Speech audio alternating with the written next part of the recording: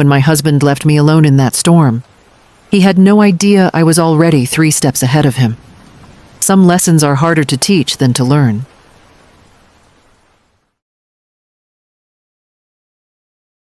The lightning cracked across the sky, illuminating Vivian Blackwell's face in harsh white light as she stood motionless on the gravel of the abandoned rest stop. The rain was beginning to fall in earnest now, fat drops splattering against the designer suit she'd worn to court that morning. Her husband Preston had just driven away, his expensive sedan disappearing around the bend with nothing but red taillights visible through the gathering storm. He genuinely believed he was teaching her a lesson by abandoning her 50 miles from home in the approaching downpour. What Preston didn't know was that Vivian had been expecting this moment for months. 7 years of marriage had taught Vivian many things about Preston Blackwell. She'd learned that the charming financial advisor who'd swept her off her feet had a darker side that emerged only after the honeymoon phase had faded. She discovered that beneath his polished exterior lurked a man who measured his worth by the size of his client portfolio and the admiration of his colleagues. Most importantly, she'd realized that the man she married was gradually becoming someone she no longer recognized, someone who thought nothing of leaving his wife stranded in a storm to teach her a lesson. Vivian pushed her rain-speckled glasses up the bridge of her nose and checked her watch. 8:22 p.m. Right on schedule. She took out her phone and pressed the stop button on the recording app. The entire confrontation had been captured in crystal-clear audio, from Preston's condescending tone to his explicit statement that she needed to be taught her place after questioning the missing $50,000 from their joint account. Evidence, she whispered to herself, tucking the phone safely into her purse. As a family law attorney with 12 years of experience, Vivian knew better than most that evidence was everything. The headlights appeared around the bend exactly 3 minutes later, right on time. The black SUV pulled into the rest stop and parked under the dilapidated overhang of what had once been a gas station. The driver's door opened and Jackson Harlow emerged, his tall frame unfolding as he stepped out into the rain. "Perfect timing," Vivian called out, making no move to rush toward shelter. The rain suited her purposes. She needed to look like the abandoned spouse when they arrived at the hotel later. "You good, Viv?" her brother asked, concern etched on his face as he approached with an umbrella. "I saw his car pass by on the highway. He was doing at least 80.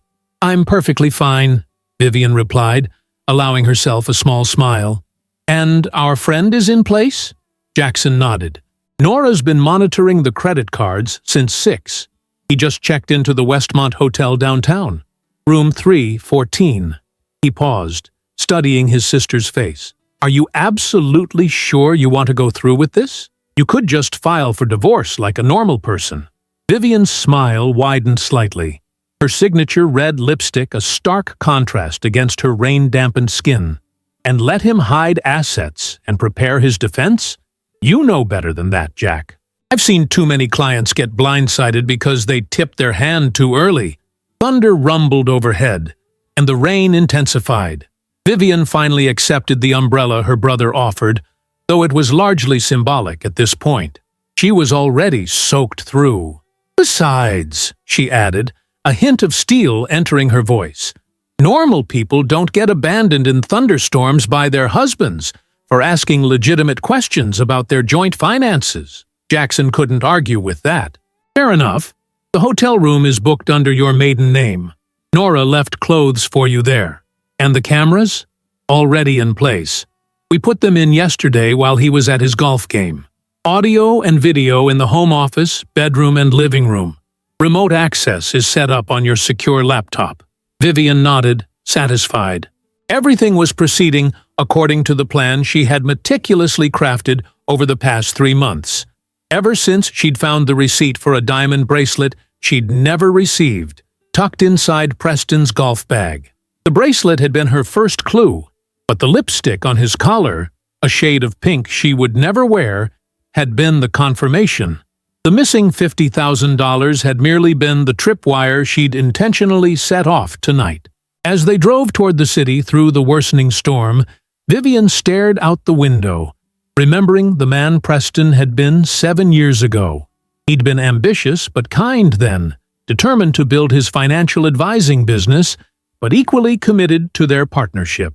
She'd supported him through the lean early years, paying most of their bills with her attorney's salary while he established his client base. When success had finally come, it had transformed him, and not for the better. "You're quiet," Jackson observed after several minutes of silence. "Just thinking about the first warning sign I missed," she replied. "Remember that dinner party 3 years ago, when Preston corrected me about securities law in front of all his colleagues?"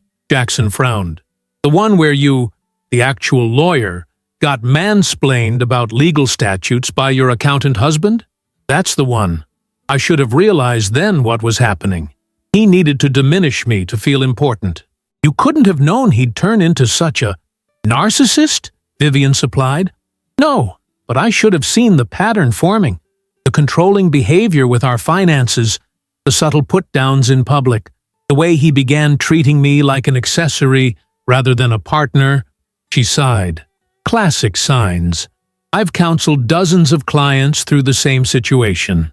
"The irony of a divorce attorney missing the signs in her own marriage," Jackson offered with a gentle smile. "The cobbler's children have no shoes," Vivian quipped back, grateful for her brother's attempt to lighten the mood. They arrived at the Harborview Hotel just before 9 o'clock.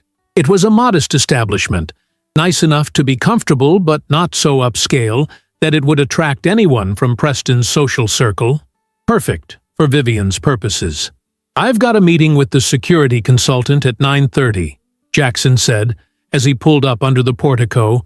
"Will you be okay alone?" Vivian nodded. "More than okay. I have some evidence to review, and then I need to make myself look appropriately distressed for the hotel staff. They'll be my witnesses later. You're kind of scary when you go full attorney mode, you know that?" "So I've been told," Vivian replied, gathering her purse. "Thank you for this, Jack. I know it's a lot to ask." Her brother's expression softened. "Hey, what are ex-military security consultants for, if not to help their sisters get evidence on their cheating husbands?" For the first time that evening, Vivian laughed genuinely. "I'm pretty sure that wasn't in your job description." "It falls under other duties as assigned," he joked, then grew serious. "Call me if you need anything. Anything at all." Vivian squeezed his hand before stepping out into the rain-slicked driveway. "I will, but trust me, Preston has no idea what's coming." The hotel clerk's eyes widened when Vivian approached the reception desk, still dripping from the rain. Her carefully applied makeup had streaked down her cheeks, a calculated effect achieved with a few drops of water applied in the car. "Oh my goodness! Are you all right, ma'am?" the young woman asked, immediately reaching for a box of tissues. "I'm so sorry," Vivian said, making her voice tremble slightly. "My husband and I had a fight, and he left me at a rest stop.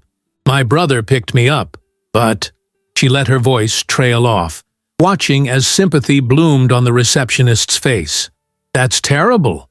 Let me check you in right away. Do you have a reservation? Under Harlow. Vivian Harlow."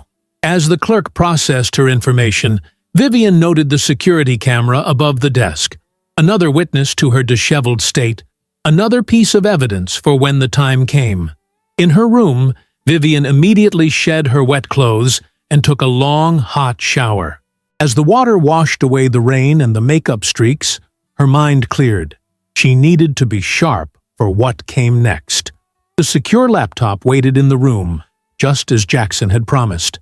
Vivian opened it and logged into the surveillance system they'd installed in her home. The cameras showed an empty house. Preston hadn't returned yet. She checked the timestamp on the most recent activity. Their front door had last been opened at 7:45 that morning, when they'd both left for work. She pulled out her phone and saw 3 missed calls from Preston, along with a text message. "This childish behavior needs to stop. Come home immediately." Vivian smiled to herself. He was concerned now, probably realizing that abandoning his wife during a storm might look bad if anyone found out. But he wasn't concerned enough to go looking for her.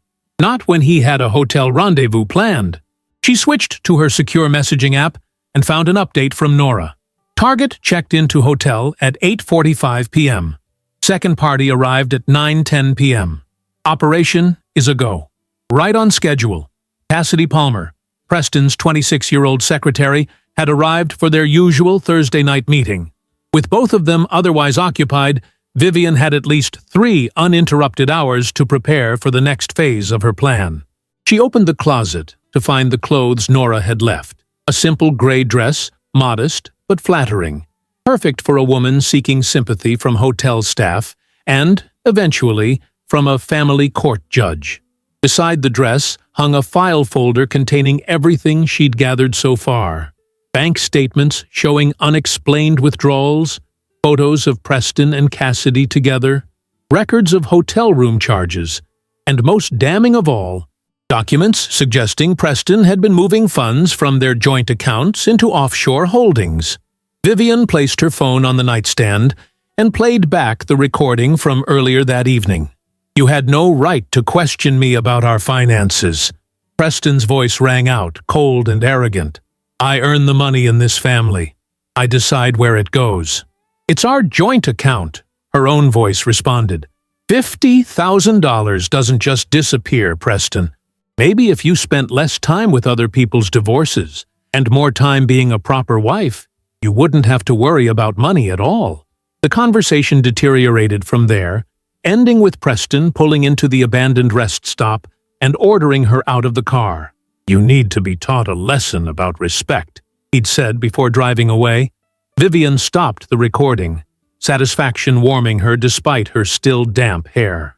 The way Preston had phrased things, the specific threats he'd made, it was all perfect for establishing a pattern of financial and emotional abuse. Combined with the evidence of his affair and financial misconduct, she had everything she needed to ensure he wouldn't walk away with a penny more than he deserved. She picked up her phone again and dialed a number she knew by heart. "Judge Kingsley's residence." A warm voice answered. "Lorelei? It's Vivian Blackwell. I apologize for calling so late." "Tschüss, Vivian. Is everything all right? You sound troubled. I'm afraid I need your advice. Not as a judge, but as a mentor and friend." There was a pause on the other end of the line. "This is about Preston, isn't it?" "Yes," Vivian confirmed, "and I think it's time I told you everything." Outside, the storm continued to rage, lightning illuminating the hotel room in brief, stark flashes. But inside, as Vivian began to share the details of her marriage's dissolution with the woman who had guided her early legal career, she felt a strange sense of calm. The storm in her life had been brewing for years. Now, finally, she was ready to harness its power. As dawn broke the following morning, Vivian stood by the hotel window watching the storm's aftermath. Fallen branches littered the parking lot, and puddles reflected the pale sunrise. She'd slept surprisingly well, the kind of deep rest that comes with certainty of purpose. Her phone showed 7 missed calls from Preston and a series of increasingly agitated text messages. "Where are you? This is childish, Vivian. You're embarrassing yourself. Fine. Stay wherever you are. We'll discuss your behavior when you decide to act like an adult." The final message had arrived at 3:27 in the morning. Vivian could almost picture Preston pacing their bedroom, furious that she'd disrupted his well-ordered world by not being where he expected her to be, that she hadn't come crawling back, soaking wet and apologetic, begging for forgiveness. She opened her laptop and checked the home surveillance. The footage showed Preston arriving home at midnight, clearly intoxicated, his shirt buttoned incorrectly. He'd stumbled through the house calling her name before finally collapsing on their bed, still fully dressed. Classic behavior of someone trying to establish an alibi after the fact, making it appear he'd been frantically searching for his missing wife. Vivian's phone chimed with a message from Nora. "Coffee in the lobby? I have updates." 10 minutes later, Vivian sat across from her friend in a quiet corner of the hotel restaurant. At 36, Nora Zimmerman had the sharp eyes of someone who had spent years following money trails through obscure financial documents. As a forensic financial investigator, she had helped Vivian win numerous high-profile divorce cases by uncovering hidden assets. Now, she was bringing those same skills to bear on Preston's finances. "First things first," Nora said, sliding a manila folder across the table. "Hotel records confirm Preston checked into the Westmont at 8:45 last night. Cassidy arrived 25 minutes later. They ordered room service at 10:30, 2 steaks and a $150 bottle of champagne, charged to his personal credit card. The same card linked to our household budget," Vivian noted, examining the receipt. "Not very discreet. Men like Preston rarely are, once they get comfortable with their affairs. But that's not the interesting part." Nora tapped another document. "I followed up on those transfers you flagged from your joint account. The $50,000 wasn't just a one-time thing. There's a pattern of withdrawals going back 14 months, always between $40,000 and $60,000, always transferred to the same holding company before disappearing offshore." 14 months, Vivian repeated, her expression hardening. "That's when he started taking Cassidy to client meetings, and based on the transaction dates, the withdrawals often coincided with their overnight business trips." Vivian took a sip of her coffee, processing this information. "How much in total?" "At least $970,000, Nora replied. "Nearly $1 million of your marital assets systematically siphoned into untraceable accounts." A server approached their table but retreated quickly after seeing Vivian's expression. "So he's not just having an affair. He's preparing for a divorce," Vivian concluded. "Hiding assets before filing. Classic premeditation," Nora agreed. "And there's more. Remember how you mentioned some of your clients disappeared over the last year? The ones with substantial investment portfolios?" Vivian frowned. "Yes. Preston claimed they wanted consolidated services, so he took over both their investments and their legal affairs. Well, I cross-referenced those clients with Preston's new account openings." Nora slid another document across the table. "He's been systematically poaching your high-net-worth clients, Vivian. And not just for financial services. He referred them to Harrington and Beck for their legal needs." "My direct competitors," Vivian said, anger flashing in her eyes. "He's been deliberately undermining my practice while funding his affair with our marital assets. And building his escape plan," Nora added. "Based on these numbers, I'd say he was planning to file for divorce within the next 3 months, once he had enough assets secured offshore and had sufficiently damaged your client base to impact any potential alimony calculations." Vivian stared out the window, momentarily lost in thought. The betrayal was even more calculated than she'd imagined. Preston hadn't just been unfaithful. He'd been methodically working to destroy both her marriage and her career. "Does he really think I wouldn't discover all this?" she finally asked, more to herself than to Nora. "Men like Preston underestimate women like us," Nora replied with a grim smile. "They think because we follow social niceties that we're not paying attention to what's happening behind the scenes." Vivian's phone buzzed with a text from Jackson. He just left house, headed downtown according to GPS tracker. "He's on the move," Vivian informed Nora. "Probably headed to his office to do damage control." She checked her watch. "We have a 2-hour window to execute the next phase. Did you bring it?" Nora reached into her briefcase and pulled out a sleek silver laptop. Preston's backup computer, retrieved from his home office safe exactly as requested. "He hasn't changed the combination since your anniversary. Still uses 0914.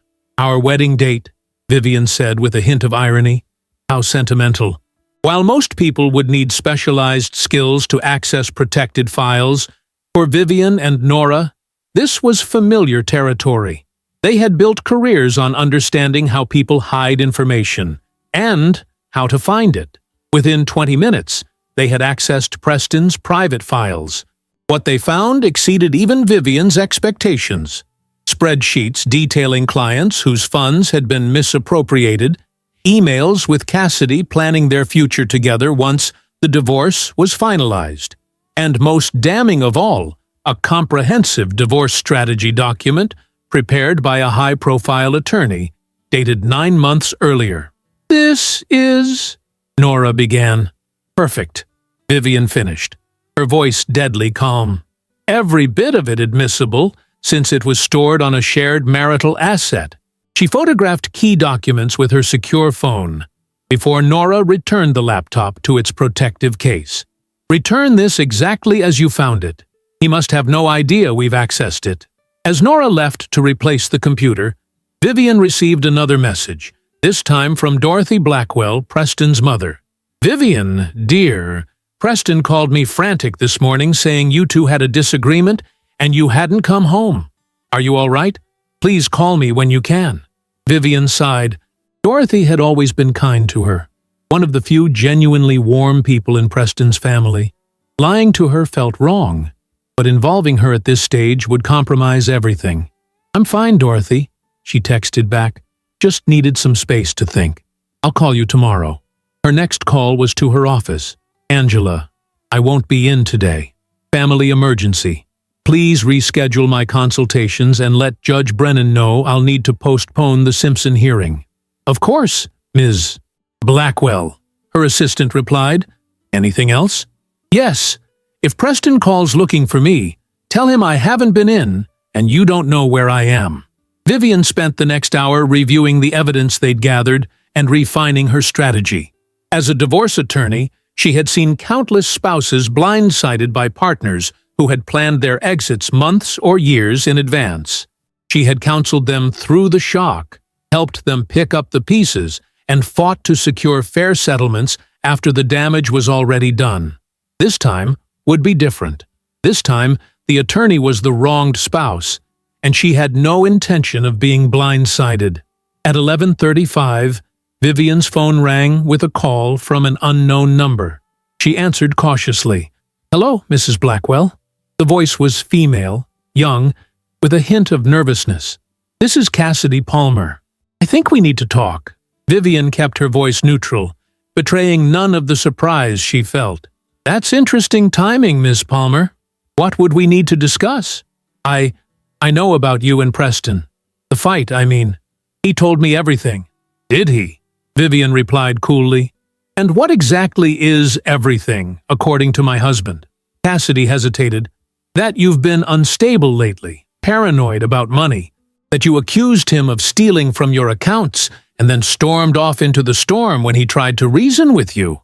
Vivian almost laughed at the audacity of the lie. "How concerned you must be."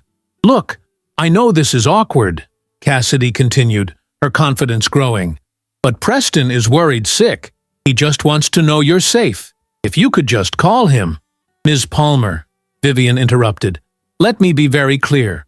I am a family law attorney who specializes in high-conflict divorces involving financial misconduct. I've spent the last 15 years of my career dealing with people who lie, cheat, and steal from their spouses.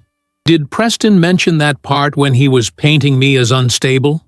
The silence on the other end of the line was telling. "I didn't think so," Vivian continued. "Now, since you've opened this line of communication, I have a question for you. The diamond bracelet purchased last Valentine's Day on our joint credit card. Did you enjoy it?" I don't know what you're talking about," Cassidy stammered. "No. Perhaps the weekend at the Lakeside Resort in March would jog your memory. Or the lease on your new apartment that Preston co-signed in April? The one that's exactly 3 blocks from his office? How did you—" "As I said, Miss Palmer, this is what I do professionally. Now, I suggest you consider very carefully your next steps. Preston may have convinced you that I'm some fragile, clueless wife, but I assure you that assessment is catastrophically incorrect." Vivian ended the call and immediately forwarded the recorded conversation to her secure email. Another piece of evidence secured. Less than 5 minutes later, Preston called. Vivian watched his name flash on her screen, but made no move to answer. Instead, she sent a text. "Not ready to talk. Need time to think about what happened." His response was immediate. "Don't be dramatic, Vivian. Come home so we can discuss this like adults." Like adults. As if abandoning one's spouse in a thunderstorm 50 miles from home was the height of maturity. Vivian ignored the message and focused instead on the next phase of her plan. She called Jackson. "It's time for stage 2. Is everything ready at the house?" "All set," her brother confirmed. "The security system has been temporarily disabled, just as you asked." "Are you sure about this part of the plan? It seems risky." "The best legal strategies often are," Vivian replied. "Besides, sometimes you need to let your opponent think they've gained the upper hand to really see what they're capable of." After ending the call, Vivian changed into the second outfit Nora had prepared for her.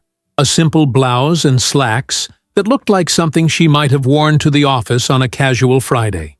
She carefully applied minimal makeup, arranged her dark hair in a neat ponytail, and placed her wedding ring back on her finger. To any observer, she would look like a professional woman who had perhaps spent the night working late, not someone executing a carefully orchestrated plan to document her husband's betrayal and financial crimes. As she prepared to leave the hotel, her phone chimed with one final message from Nora. Additional account discovered. Cayman Islands, opened 6 months ago. Initial deposit of $300,000 from elderly client trust fund.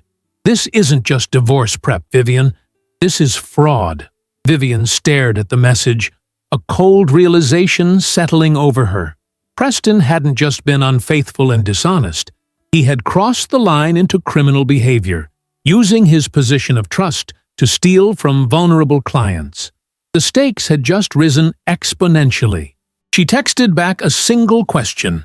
"Can you prove it definitively?" Nora's reply came seconds later, with access to his work computer. "Yes." "Then it's time to accelerate our timeline," Vivian decided.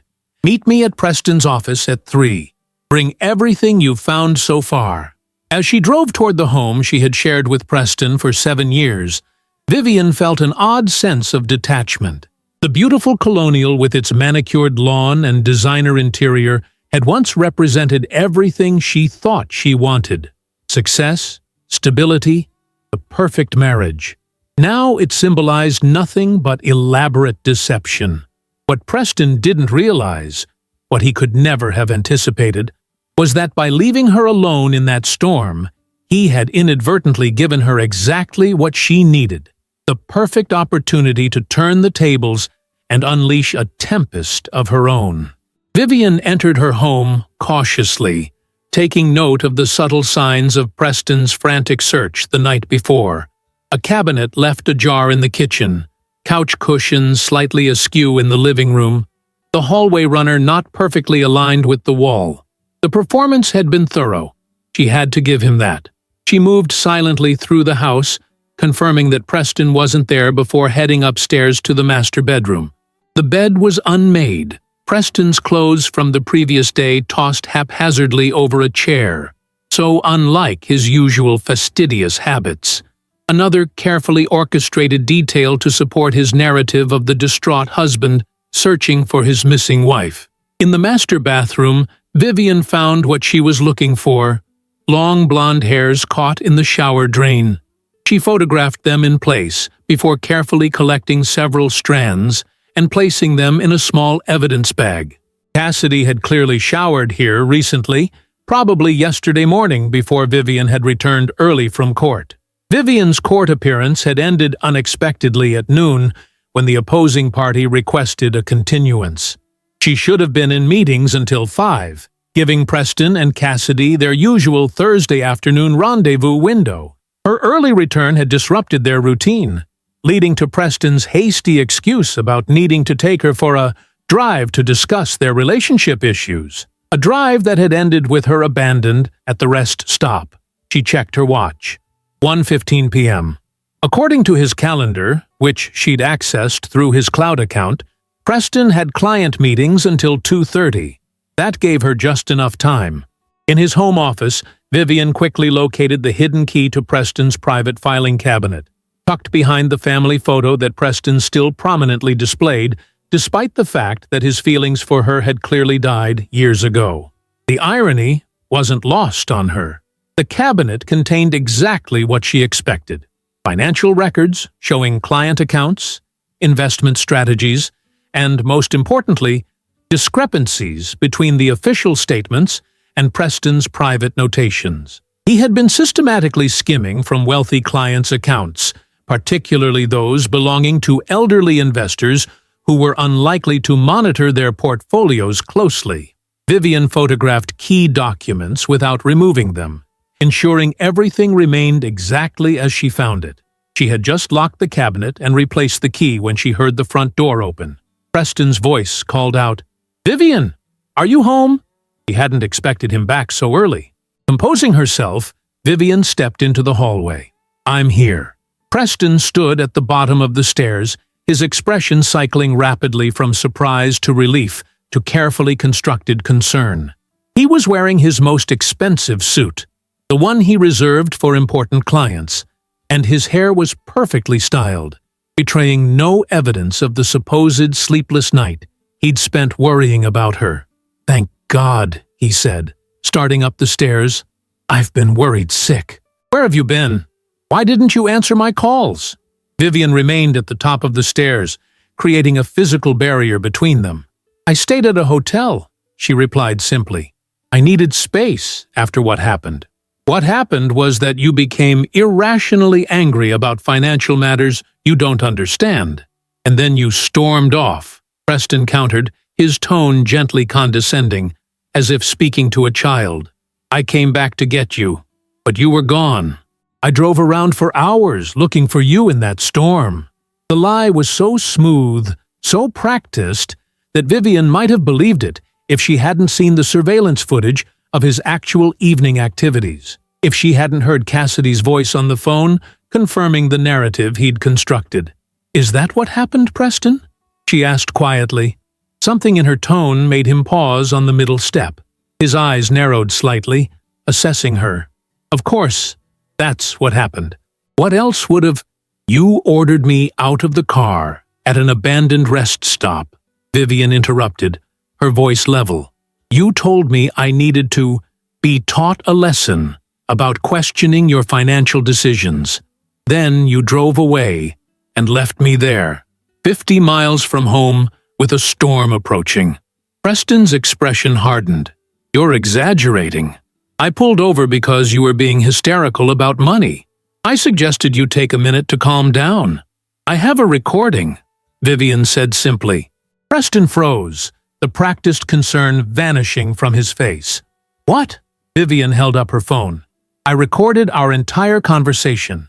From the moment you started yelling about the $50,000 I discovered missing from our joint account, to the moment you drove away, leaving me in the rain." For a brief moment, genuine fear flashed in Preston's eyes before his features settled into a mask of righteous indignation. "You recorded me without my consent? That's illegal, Vivian. You of all people should know that. Actually, in this state, single-party consent is perfectly legal for recordings," Vivian corrected him. "As you said, I of all people would know that." Preston's jaw tightened as he processed this information. Then, like a skilled actor changing roles, his expression softened. He continued up the stairs, stopping 2 steps below her. "Look, we both said things in the heat of the moment," he said, his voice conciliatory. "I admit I lost my temper. The stress of work, the pressure of managing our finances, it's been a lot lately. I shouldn't have left you there, and I'm sorry." The apology was so unexpected that for a moment, Vivian felt a flicker of the old connection. The man she had once loved seemed to be peeking through the facade. Then she remembered the evidence: the affair, the stolen money, the offshore accounts, the calculated plan to destroy her practice and leave her with nothing. "You're right," she said carefully. "We both said things we didn't mean." Relief washed over Preston's face. He reached for her hand. "Let's put this behind us. I'll make reservations at Fleming's for dinner and we can—" "I need some time, Preston," Vivian interrupted, withdrawing her hand before he could touch her. "What happened last night? It made me realize some things about our marriage that I can't ignore."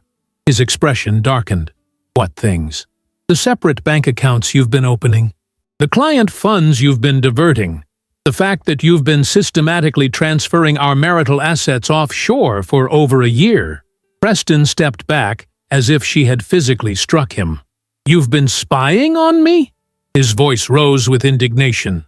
"Going through my private financial records? That's a violation of my privacy, Vivian." "Privacy?" Vivian repeated incredulously. "We're married, Preston.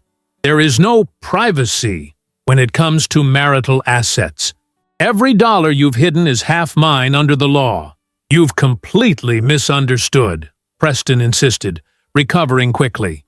"Those transfers are legitimate business investments. If you'd bothered to ask me instead of snooping, like I asked about the $50,000, the question that got me abandoned in a thunderstorm?" Vivian shook her head. "Please don't insult my intelligence by lying to me again." See, something shifted in Preston's demeanor then. A subtle hardening, a calculation behind his eyes that told Vivian he was switching tactics. "Fine," he said coldly. "You want the truth? Yes, I've been protecting my assets. Because I've watched you build a career helping women strip their husbands of everything they've worked for. I've sat across the dinner table from the most cutthroat divorce attorney in the state, listening to you strategize how to maximize settlements for your clients. I help my clients get what they're legally entitled to," Vivian corrected. "Nothing more, nothing less. And what about Cassidy? Going to claim you're legally entitled to control who I spend time with too?" There it was, the admission she'd been waiting for. Not direct, but implicit. He hadn't even bothered to deny his relationship with Cassidy now that he felt cornered. "Your relationship with Cassidy is your business," Vivian replied evenly. "Using our marital funds to finance that relationship is mine." Preston's face flushed with anger. "You self-righteous." He cut himself off, visibly regaining control. "This conversation is over. I have meetings this afternoon. We'll discuss this when I get home tonight, after you've had time to think about what you really want." "What I really want," Vivian thought, as Preston turned and descended the stairs, "is justice." She watched him leave, listened to the front door slam, and waited until his car had pulled out of the driveway before releasing the breath she'd been holding. The confrontation had gone exactly as she'd anticipated. Initial denial, followed by a strategic apology, culminating in anger and implicit admission once he realized she knew more than he'd thought. Vivian immediately called Jackson. He took the bait, admitted to hiding assets, and implicitly acknowledged the affair. All on camera. "Nice work," her brother replied, "though I still don't understand why you needed that confrontation. You already had enough evidence."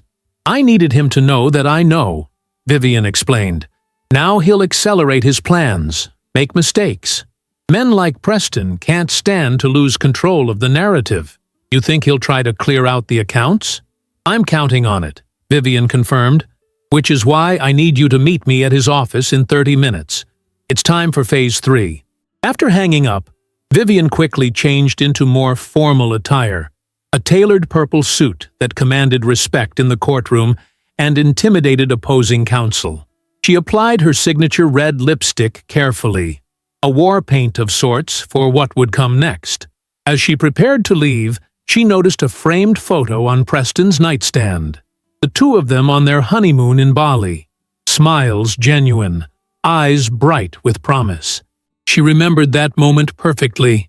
The sun setting over the ocean, Preston's arms around her waist, the whispered plans for their future together.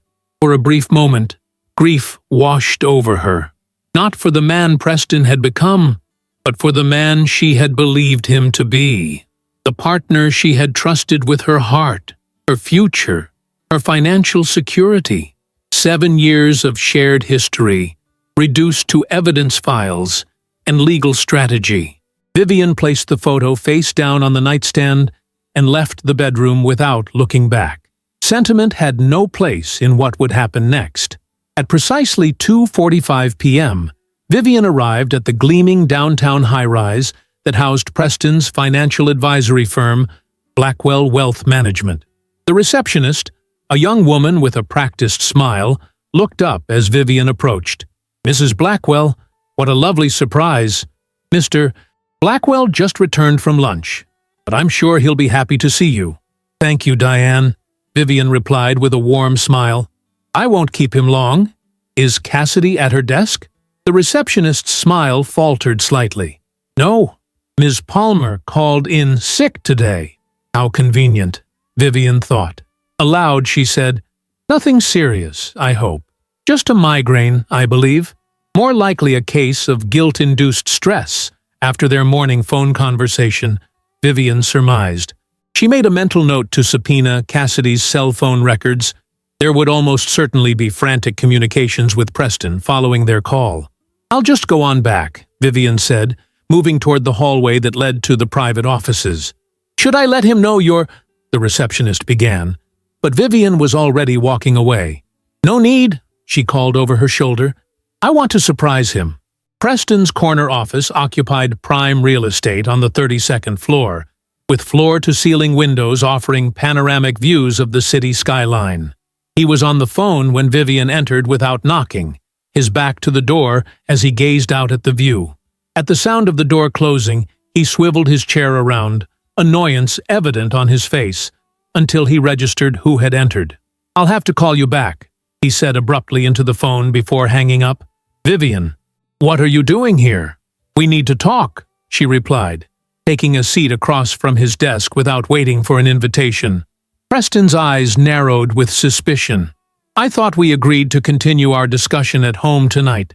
That was before I confirmed that you've been embezzling from client accounts." The blood drained from Preston's face. "That's a serious accusation," he said, his voice dangerously quiet. "It is," Vivian agreed. $300,000 from the Harding Trust Fund, $250,000 from the Winslow retirement account, $175,000 from Eleanor Parker's investment portfolio. Should I continue? Preston's expression didn't change, but a muscle twitched in his jaw, a tell she had observed during high-stakes negotiations throughout their marriage.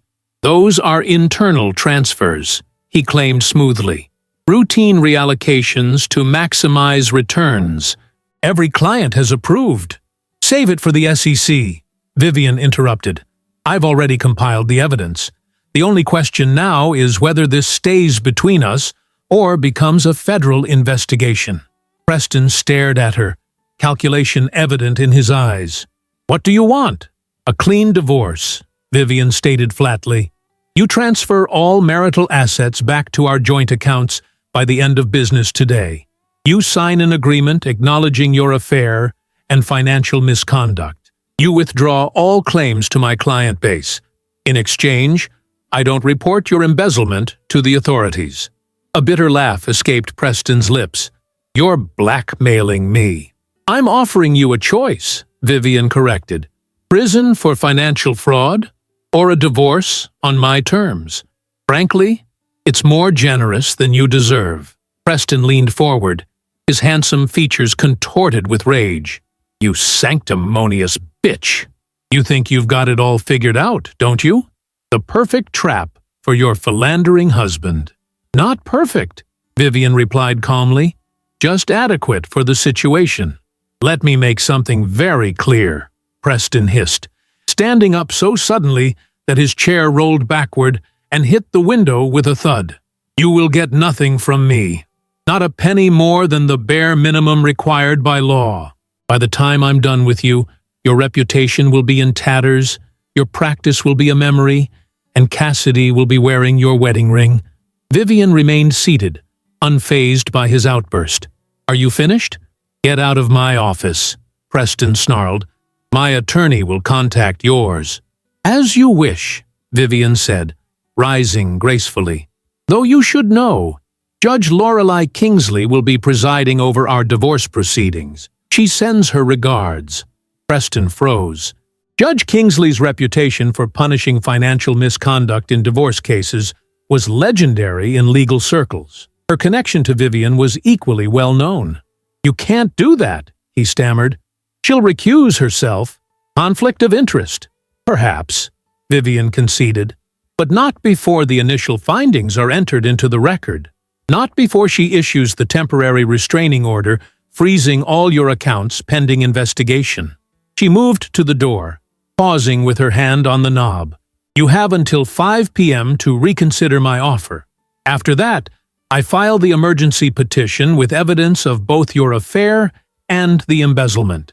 As she closed the door behind her, Vivian heard the distinct sound of something shattering against the wall. Preston was unraveling exactly as she had predicted. Men like him, men who built their identities on control and superiority, always did when that control was threatened.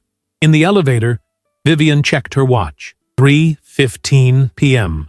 By now, Nora would have accessed the main server at Blackwell Wealth Management through the temporary credentials Vivian had created using Preston's login information. Credentials that would vanish without a trace once they had what they needed. Jackson was waiting in the lobby, dressed in the uniform of the building's security service, a disguise that allowed him to move freely without raising suspicion. "All set?" Vivian asked quietly as they walked toward the exit. "Nora's making copies of everything as we speak," he confirmed, "and I've got 3 private investigators documenting everyone Preston contacts in the next 24 hours. Perfect. Now we wait." Outside, the afternoon sun had broken through the clouds. The storm from the previous night, nothing but a memory. As Vivian stepped into the warm light, she felt a similar clarity breaking through the emotional turbulence of the past months. The game was in motion, the pieces positioned perfectly. All that remained was to watch Preston make his final, fatal move. As the afternoon shadows lengthened across the city, Vivian sat in her parked car outside Preston's office building, watching the steady stream of professionals leaving for the day. Her phone remained silent. No calls or messages from Preston. She hadn't expected any. Men like him didn't surrender easily, even when cornered. At 4:45 p.m., her phone chimed with a notification. Nora had sent her a secure message. "Financial alert triggered.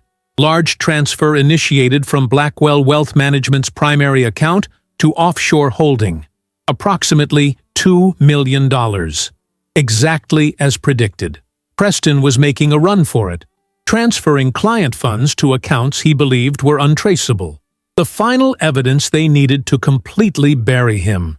Vivian immediately forwarded the alert to her contact at the Securities and Exchange Commission, Assistant Director Thomas Reeves. She had strategically cultivated this relationship over years of reporting financial misconduct discovered during her divorce cases. "Transfer in progress," she wrote. "Documentation of previous fraudulent activities attached. Emergency intervention warranted." Reeves's response came less than 2 minutes later. "Team dispatched. ETA 15 minutes. Stay clear." Vivian started her car and pulled away from the curb, circling the block once before parking in a public garage with a clear view of the building's main entrance. At precisely 5:10 p.m., 3 unmarked vehicles pulled up to the entrance. Men and women in dark suits emerged, moving with the unmistakable purpose of federal agents executing a warrant. Her phone vibrated with a call from Jackson. "You seeing this?" "Yes," she confirmed. "Right on schedule." "Preston's still in his office," Jackson reported. "Nora's monitoring the security feeds. He's shredding documents." "Too little, too late," Vivian replied. "The SEC already has digital copies of everything." 20 minutes later, Vivian watched as Preston was escorted from the building in handcuffs, his face a mask of shock and disbelief. He looked around wildly, as if searching for someone. For her, she realized. He knew she had orchestrated this. Their eyes met across the distance. Even from half a block away, Vivian could see the moment comprehension dawned on Preston's face. The realization that she had been 3 steps ahead of him all along. His expression contorted with rage just before agents guided him into a waiting vehicle. Vivian didn't feel the satisfaction she had expected. Instead, a strange sense of emptiness settled over her. 7 years of marriage had ended not with heartfelt conversations or even heated arguments, but with federal agents and handcuffs. The man she had once loved, the man she had believed in, was being taken away to face charges that would likely send him to prison for years. Her phone rang again. This time it was a number she didn't recognize. "Mrs. Blackwell?" a formal voice inquired when she answered. "This is Special Agent Diana Mercer with the FBI. We need you to come in and make a statement regarding Preston Blackwell's financial activities." "Of course," Vivian replied, her professional demeanor sliding back into place. "I'll be there within the hour." After ending the call, Vivian sat motionless for several minutes, processing what had just happened. She had anticipated every move in this chess game, had calculated every possible countermove Preston might make. What she hadn't prepared for was the hollow victory of watching her husband's public downfall. The FBI field office was a hive of activity when Vivian arrived. She was escorted to a conference room where Special Agent Mercer waited with Assistant Director Reeves and several other agents. "Mrs. Blackwell," Mercer greeted her, gesturing to a chair. "Thank you for coming in so quickly. I understand this must be difficult for you." Vivian nodded, keeping her expression carefully neutral. "I'm here to help in any way I can." "Your information was extremely thorough," Reeves commented, opening a folder that contained copies of the documents Vivian had sent him. "Without it, we might not have caught this before the funds disappeared offshore." "I'm a divorce attorney," Vivian explained. "I specialize in cases involving financial misconduct. When I discovered irregularities in my own marriage, I applied the same investigative principles." "Your husband is facing serious charges," Mercer said. "Securities fraud, wire fraud, embezzlement from client accounts. The list keeps growing as we dig deeper." "Former husband," Vivian corrected automatically. "Our divorce proceedings will begin tomorrow morning." The agents exchanged glances. "About that," Reeves said carefully. "Given the criminal investigation, all of Mr. Blackwell's assets have been frozen pending further review. That will likely complicate your divorce settlement." "I'm aware," Vivian replied. "I'm not interested in his ill-gotten gains.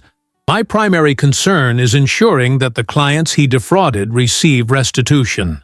For the next 2 hours, Vivian provided a detailed statement, explaining how she had first discovered Preston's financial misconduct, the evidence she had gathered, and the timeline of events leading up to his arrest. She was careful to present herself as a concerned spouse and citizen, rather than the architect of Preston's downfall. When she finally emerged from the FBI building, night had fallen. The city lights sparkled against the dark sky, reminding her of the night Preston had proposed to her on the observation deck of the city's tallest building. They had been so young then, so full of dreams and ambitions. When had it all gone so wrong?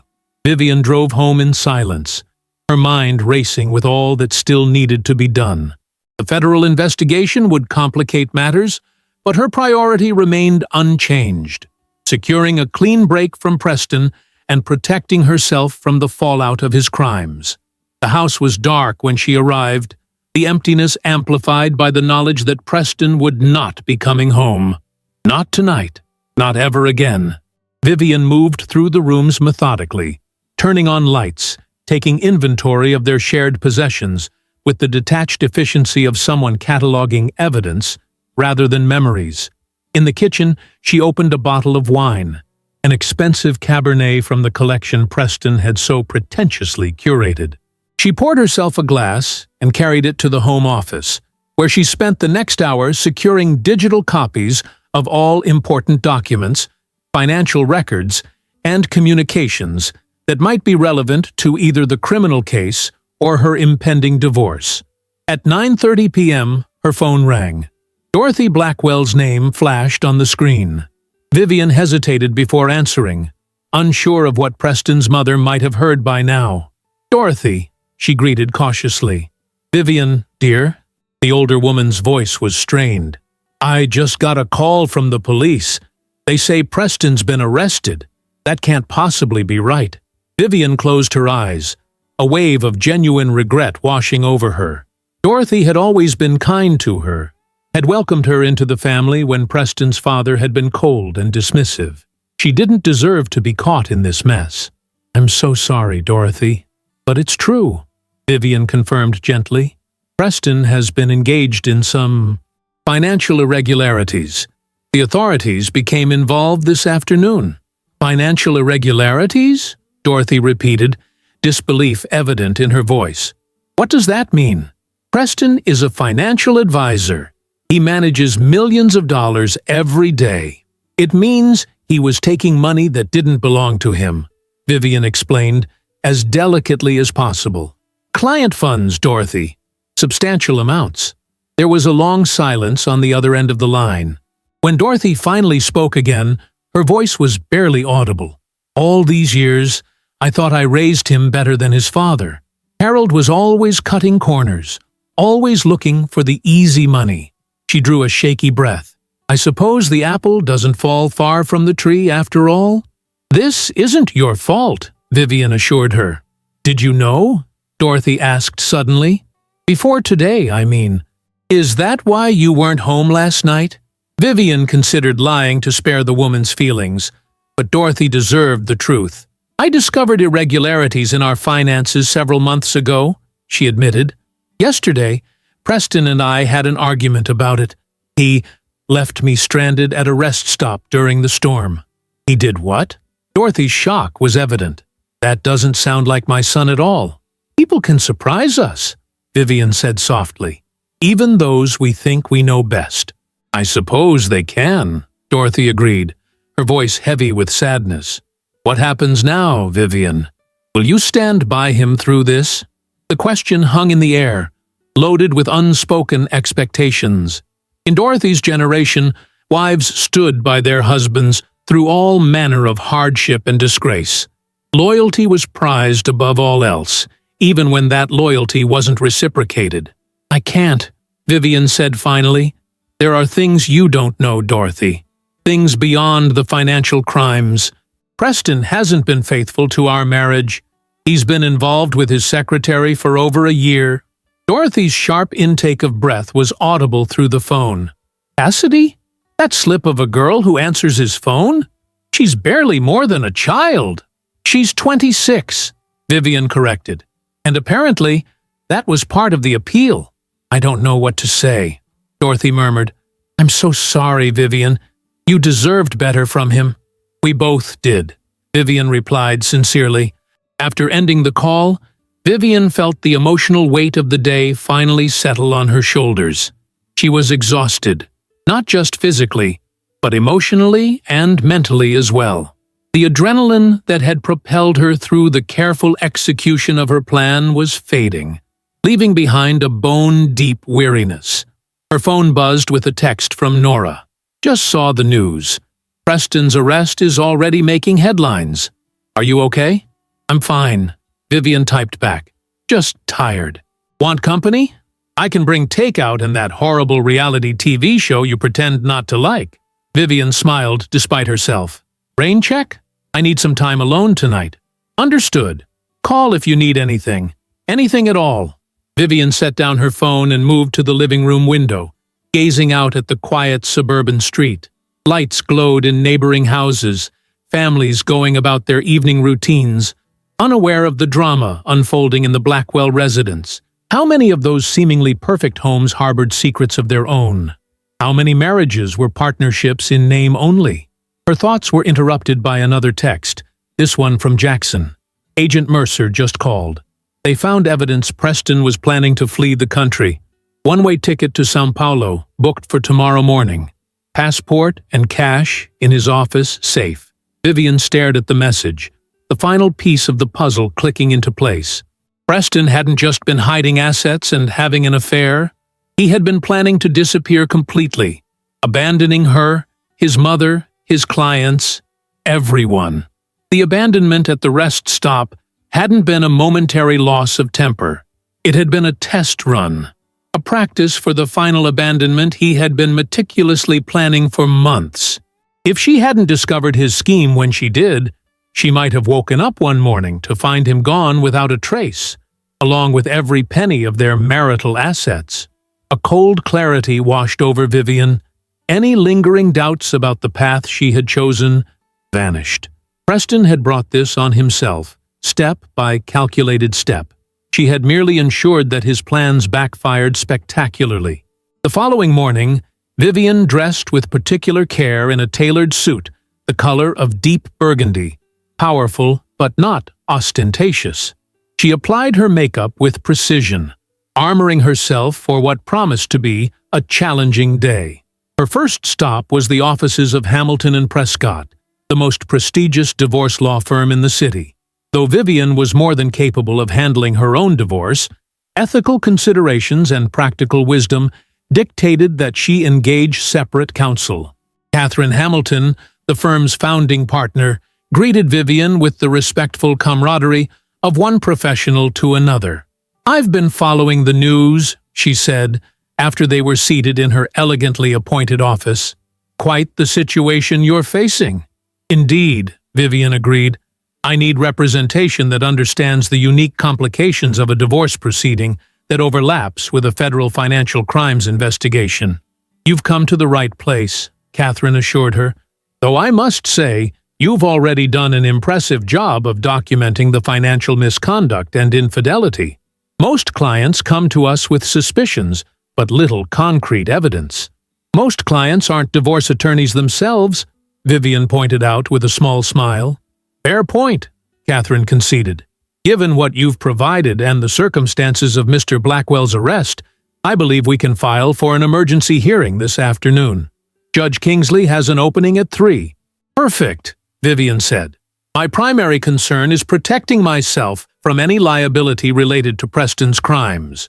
I had no knowledge of or involvement in his illegal activities, and I need that clearly established in the record." "Completely understandable," Catherine nodded. "We'll make that our first priority." As Catherine began outlining their strategy, Vivian's phone buzzed with a notification. An email from the FBI requesting a follow-up interview regarding additional evidence discovered in Preston's office. "New developments?" Catherine inquired, noting Vivian's expression. "It seems the investigation is expanding," Vivian replied, showing her the email. "They found something else." "This complicates matters," Catherine admitted.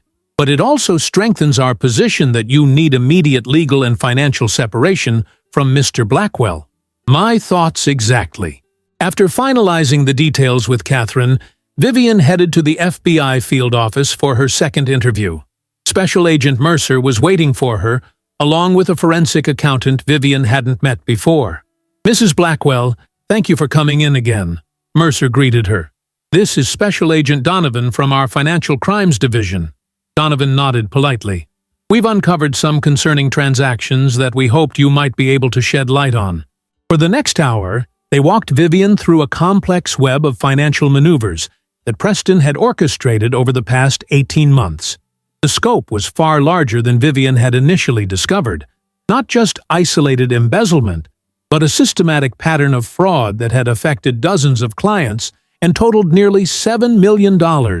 Most of the money appears to have been funneled through a series of shell companies before landing in accounts in the Cayman Islands and Switzerland, Donovan explained, showing Vivian a diagram of the money trail. "Classic signs of someone preparing for a permanent disappearance." "The one-way ticket to Brazil was just the beginning," Mercer added. "We found evidence he was in the process of purchasing property in a remote area outside São Paulo under a false identity. New passport, new name, new life, all paid for with stolen client funds." Vivian absorbed this information with outward calm, though inwardly she was reeling. The man she had married, the man she had built a life with, had been planning to vanish without a trace, leaving her to face the music when his crimes were inevitably discovered. "There's one more thing," Mercer said, sliding a folder across the table. "We found this in a hidden safe behind the bookcase in Mr. Blackwell's office. It appears to be a comprehensive strategy for framing you as the mastermind behind the embezzlement scheme." Vivian opened the folder with steady hands. Inside was a detailed plan, typed in Preston's distinctive style, outlining how he intended to plant evidence suggesting that Vivian had used her legal expertise to orchestrate the financial fraud. Documents with forged signatures, backdated emails, even a flash drive containing falsified records, all designed to make it appear that Vivian was the guilty party. "He was going to disappear with the money and leave me to take the fall," Vivian said, her voice remarkably composed given the circumstances. "That appears to have been the plan, yes," Mercer confirmed. "Fortunately, your discovery of his initial misdeeds triggered our investigation before he could implement this part of his scheme." As Vivian left the FBI office, a strange sense of calm had replaced the emotional turbulence of the previous day. The man she had married, the man she had once loved with her whole heart, had not only betrayed her trust, but had actively plotted her destruction. Any lingering guilt she might have felt about her role in his downfall vanished like morning mist in harsh sunlight. At precisely 3 o'clock that afternoon, Vivian sat beside Catherine Hamilton in Judge Lorelei Kingsley's chambers for an emergency hearing regarding her divorce petition. The judge, a formidable woman in her 60s with silver hair and penetrating eyes, studied the documents before her with focused attention. "This is a highly unusual situation, Counselor," she said finally, looking up at Catherine. "We have a respondent currently in federal custody, with assets frozen pending criminal investigation, and allegations of both financial misconduct and adultery."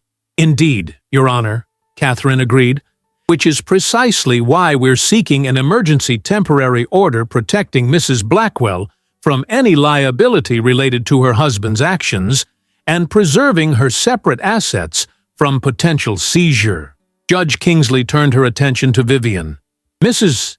Blackwell, as an officer of this court yourself, I must ask directly, did you have any knowledge of or involvement in your husband's financial crimes?" "Absolutely not, Your Honor," Vivian replied firmly. "I discovered irregularities in our joint accounts approximately 3 months ago and began investigating privately. When I confronted Preston about the missing funds, he became hostile and abandoned me at a rest stop during last night's storm." The judge's eyebrows rose slightly. "Abandoned you?" "Yes, Your Honor. 50 miles from home, with a thunderstorm approaching. I have audio recording of the incident, which has been submitted as Exhibit C in our petition." Judge Kingsley made a note on her pad. "And the allegations of adultery?" "Substantial evidence supports that Mr. Blackwell has been engaged in an extramarital relationship with his secretary, Cassidy Palmer, for approximately 14 months, Catherine interjected. "Bank records show he used marital funds to purchase gifts, finance weekend getaways, and even co-sign the lease on Ms. Palmer's apartment." The judge reviewed the evidence for several minutes in silence before looking up again. "Based on the documentation provided and the extraordinary circumstances of this case, I'm granting the emergency orders as requested. Mrs. Blackwell's separate assets are to remain untouched by any federal seizure related to Mr. Blackwell's crimes. Furthermore, I'm issuing a temporary restraining order preventing Mr. Blackwell from contacting Mrs. Blackwell except through counsel." "Thank you, Your Honor," Catherine said. "Don't thank me yet, Counselor," Judge Kingsley cautioned. "This is merely the beginning of what promises to be a complicated proceeding. Given Mr. Blackwell's current legal situation, the final divorce settlement may take considerably longer than usual to resolve." "I understand, Your Honor," Vivian said. "I'm prepared for whatever comes next." As they left the courthouse, Catherine gave Vivian's arm a supportive squeeze. "Phase 1 accomplished. You've been legally and financially separated from Preston's mess. Now, we wait for the criminal proceedings to unfold before finalizing the divorce." "How long do you think that will take?" Vivian asked, "given the complexity of the financial crimes?" "Months, at minimum. Possibly a year or more before we reach final settlement." Vivian nodded, accepting this reality. "Then we proceed one day at a time." That evening, as Vivian sat alone in her home office, reviewing the emergency orders Judge Kingsley had issued, her phone rang with a call from the county jail. Preston's name flashed on the screen. She almost declined the call, but curiosity won out. "Hello, Preston." "You set me up," he said, without preamble, his voice tight with controlled rage. "You manipulated me into making that transfer while the feds were watching." "No, Preston," Vivian replied calmly. You set yourself up the moment you decided to steal from your clients and betray our marriage. I simply made sure you faced the consequences of your actions. I'm going to fight this, he threatened. All of it.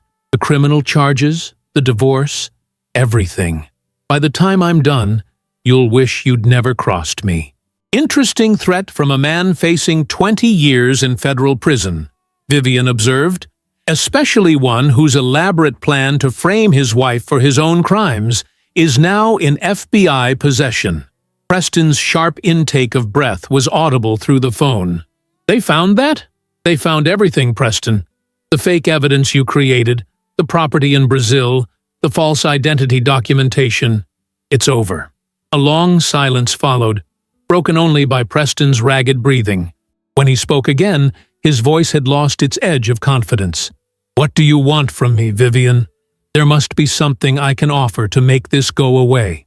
I wanted a husband who honored his vows, Vivian said quietly.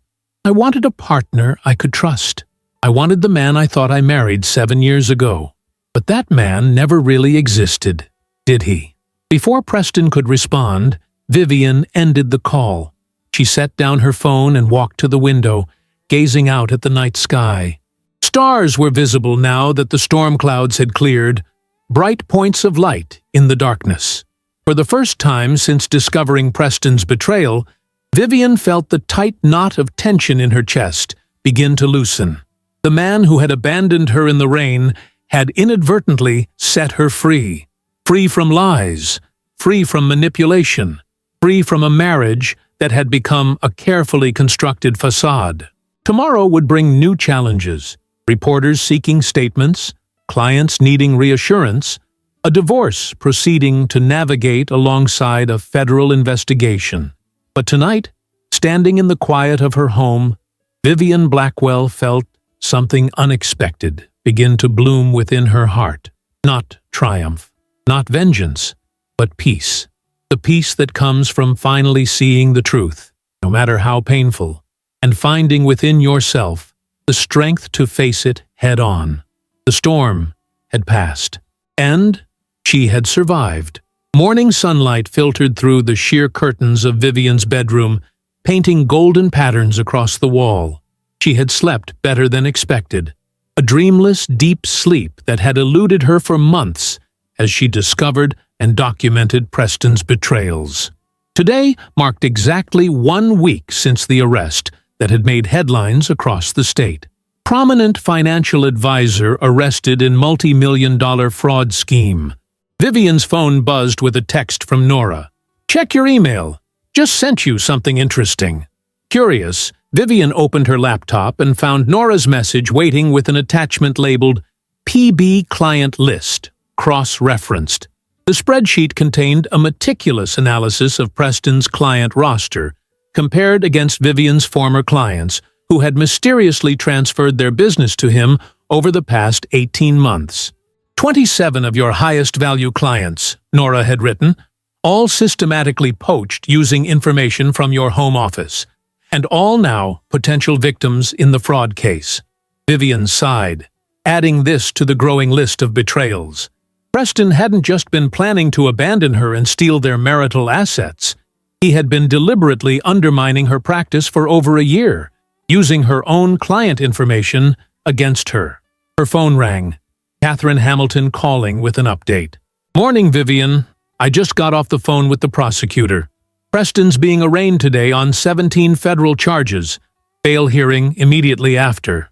Do they expect bail to be granted? Vivian asked, already knowing the answer.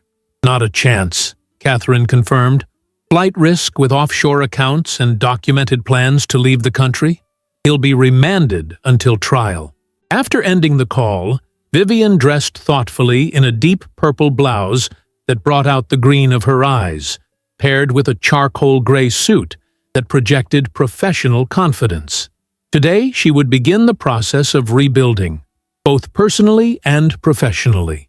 Her first appointment was with the partners at her law firm, Zimmerman, Blackwell and Associates. As she entered the conference room, the 3 senior partners rose to greet her. Jonathan Zimmerman, the founding partner and Nora's father, spoke first. Vivian, we want you to know the firm stands behind you 100%. Preston's actions are his alone. Thank you, Jonathan, Vivian replied, genuinely touched by the show of support. But we need to discuss the practical implications. My name is linked to his, and that connection could damage the firm's reputation, which is precisely why we called this meeting, said Patricia Chen, the managing partner. We've prepared a press statement clarifying that your husband's actions have no connection to this firm. Additionally, we'd like to propose a firm name change to simply Zimmerman and Associates until this situation is resolved. Vivian nodded, understanding the necessity. That's reasonable. My primary concern is protecting our clients, especially those who were targeted in Preston's scheme. On that front, the third partner, Michael Abernathy, interjected, "We've already begun reaching out to former clients who transferred to Blackwell Wealth Management. Several have expressed interest in returning to our firm now that the circumstances of their departure have come to light." The meeting continued for another hour as they developed a comprehensive strategy to handle the fallout from Preston's arrest. By the time Vivian left, she felt a renewed sense of purpose. Her professional reputation might be temporarily tarnished by association, but she had the support of colleagues who valued her work and understood she was a victim, not an accomplice. Her next stop was the FBI field office, where Special Agent Mercer had requested another meeting. This time, Vivian found the agent accompanied by a distinguished older man in an expensive suit, whom she recognized immediately. United States Attorney Benjamin Cahill, the chief federal prosecutor for their district. "Mrs. Blackwell," Cahill greeted her with a firm handshake, "thank you for coming in. I understand this is a difficult time for you. I appreciate your concern," Vivian replied professionally. "How can I help with the investigation?" Mercer opened a folder on the table. "We've been analyzing the evidence recovered from your husband's office and home. The scope of the fraud is even larger than initially suspected. Close to $11 million diverted from client accounts over a period of approximately 2 years." Vivian absorbed this information with outward calm, though inwardly she was stunned by the magnitude. "That's considerably more than the $7 million you mentioned previously." "Yes," Cahill confirmed, "and that's where we need your assistance. We've identified several large transfers from your joint accounts to offshore holdings that occurred while you were out of the country on business trips. We need to establish definitively that these transfers were made without your knowledge or consent." For the next 2 hours, Vivian painstakingly reviewed financial records, identifying patterns in Preston's activities and confirming her whereabouts during critical transactions. By cross-referencing her travel itineraries, court appearances, and phone records, they were able to establish that she couldn't possibly have been involved in or aware of the fraudulent transfers. "This is extremely helpful, Mrs. Blackwell," Cahill said as they concluded. "Your cooperation has significantly strengthened our case. I have one more thing that might interest you," Vivian said, reaching into her briefcase. She removed a flash drive and placed it on the table. "These are recordings from our home security system spanning the past 6 months. They include several conversations between Preston and Cassidy Palmer discussing client accounts and how to manipulate them without detection." Mercer's eyebrows rose in surprise. "You had your home under surveillance?" "Not initially," Vivian explained. "I installed the system after discovering evidence of the affair. I was gathering proof for divorce proceedings, but it appears I captured evidence of criminal conspiracy as well." Cahill nodded approvingly. "The thorough documentation you've provided has been invaluable, Mrs. Blackwell. I'd like to discuss the possibility of you testifying at your husband's trial. I'll do whatever is necessary to ensure justice for the people he defrauded," Vivian assured him. "Many of them were my clients before Preston targeted them. I feel a responsibility to help make this right." As she left the federal building, Vivian checked her watch. Nearly noon. Time for the most difficult meeting of the day. She had arranged to have lunch with Dorothy Blackwell at a quiet restaurant, away from the media attention surrounding Preston's arraignment. Dorothy was already seated when Vivian arrived, looking older and more fragile than she had just a week ago. The strain of her son's arrest had etched new lines into her face. "Vivian," she greeted, standing to embrace her daughter-in-law. "Thank you for seeing me. I wasn't sure you would want to." "Of course I would," Vivian replied gently, returning the embrace. "What's happening with Preston doesn't change my feelings for you." They ordered lunch, though neither seemed particularly interested in food. After the waiter left, Dorothy reached across the table and took Vivian's hand. "I want you to know that I don't blame you for any of this," she said earnestly. "Preston made his choices. You were just protecting yourself, as you had every right to do." "Thank you for understanding," Vivian said, genuinely moved. "I never wanted it to end this way." "Nor did I," Dorothy sighed. "I keep thinking about where I went wrong with him. Harold, Preston's father, was always fixated on wealth, on appearances. I thought I'd shielded Preston from the worst of that influence, but perhaps it was in his blood all along." "Kate, we all make our own choices in life," Vivian observed. "Preston chose to become the man he is. That's not on you." Dorothy squeezed her hand gratefully. "You're very kind to say so." She paused, seeming to gather her courage. "I have a favor to ask. A selfish one, perhaps." "Anything," Vivian assured her. "Would you consider continuing our Sunday brunches?" Dorothy asked hesitantly. "I know the divorce will be final eventually, but I've come to think of you as the daughter I never had. I can't bear the thought of losing you, too." Tears welled in Vivian's eyes, the first she had allowed herself since this ordeal began. "I'd like that very much," she replied softly. "You've been more of a mother to me than my own ever was." Their lunch continued with lighter conversation after that, both women tacitly agreeing to set aside the painful subject of Preston's crimes and focus instead on nurturing the bond they had formed over 7 years of shared family holidays, Sunday brunches, and genuine affection. Later that afternoon, Vivian received word that Preston had indeed been denied bail and would remain in custody until trial. The prosecution had presented evidence of his flight risk so compelling that even his high-powered defense attorney hadn't been able to overcome it. As evening approached, Jackson arrived at Vivian's home with takeout and a bottle of wine. "Thought you might want company tonight," he explained. "The news coverage has been relentless." Thanks," Vivian said, genuinely appreciative of her brother's thoughtfulness. "It's been quite a day." They settled in the living room with their food, the television muted as various news channels cycled through coverage of Preston's arraignment. The headline, "Financial Advisor Faces 20-Year Sentence," scrolled across the bottom of the screen, accompanied by Preston's booking photo. "You doing okay?"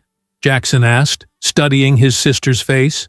"Really okay, I mean. Not the professional face you show everyone else." Vivian considered the question seriously. "I'm getting there," she answered finally. "There are moments when I still can't believe this is my life, that the man I married was capable of such calculated betrayal. But then I remember who I am, and I know I'll be all right." "Who you've always been," Jackson corrected. "The smartest, strongest person I know. Preston never deserved you." "Maybe not," Vivian acknowledged, "but I deserved better than what he had planned for me." They ate in companionable silence for a while before Jackson spoke again. "Have you thought about what comes next, after the divorce is finalized?" "Professionally, I'll rebuild my client base. The firm is already seeing former clients return now that they understand how they were manipulated into leaving." Vivian took a sip of wine.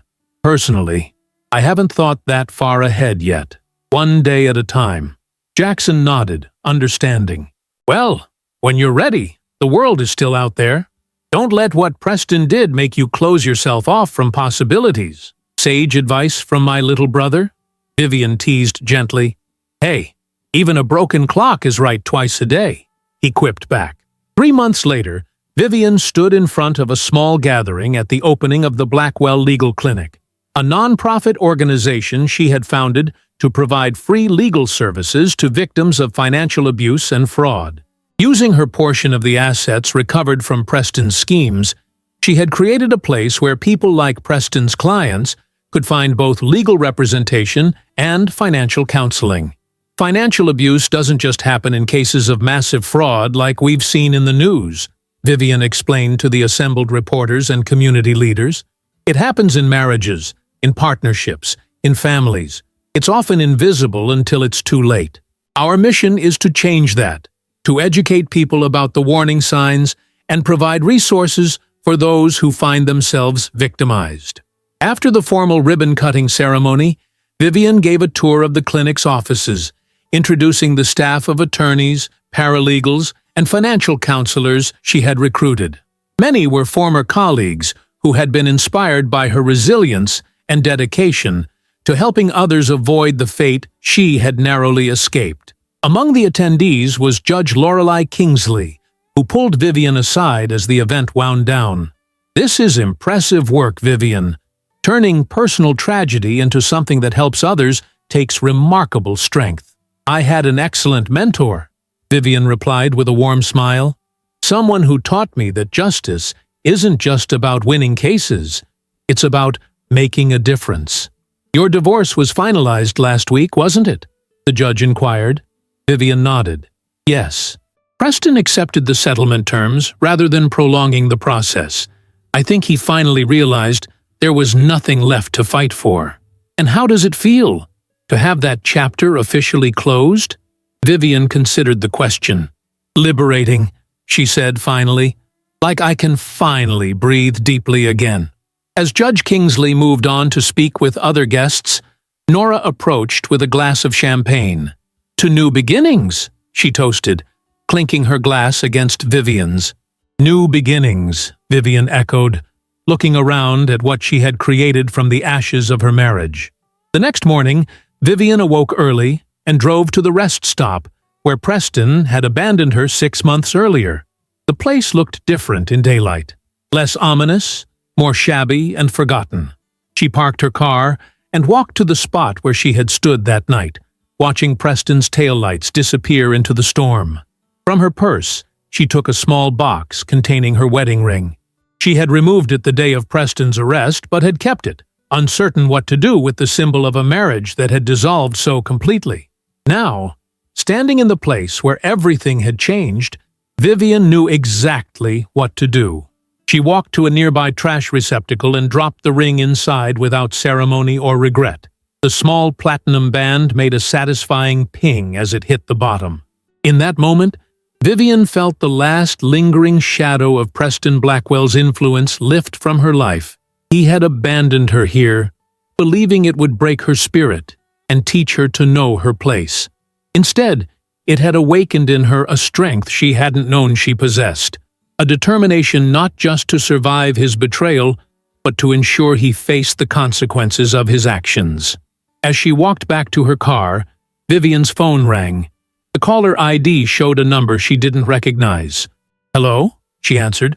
"Ms. Blackwell? This is Robert Chen from the District Attorney's Office. I'm calling about a case we're working on. Financial elder abuse with elements similar to your ex-husband's scheme. We could use your expertise as a consultant if you're interested." Vivian smiled as she slid into the driver's seat. "I'm very interested, Mr. Chen. When would you like to meet? Would tomorrow morning work? Say, 9 o'clock at our offices?" "9 o'clock is perfect," Vivian confirmed. "I'll be there." As she drove away from the rest stop, Vivian caught a glimpse of herself in the rearview mirror. Her green eyes were bright, her expression serene. The woman looking back at her bore little resemblance to the shell-shocked wife who had stood in the rain 6 months earlier, watching her husband drive away. That woman had been betrayed, abandoned, nearly destroyed.